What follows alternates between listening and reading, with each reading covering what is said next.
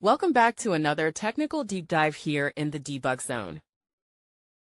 Today, we're tackling a big question and breaking it down with insights from other users. Hopefully, this clears up some misconceptions and helps you get the answer you need.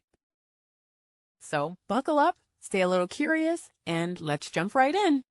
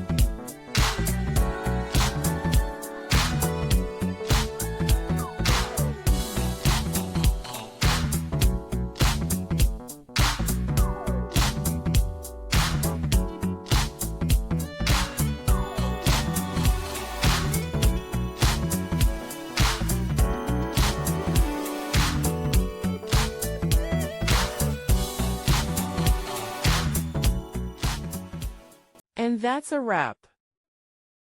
I hope you found the answer you were looking for. If you did, take a second to hit that subscribe button. It really helps out. And let me know in the comments which solution worked best for you. See you next time in the debug zone.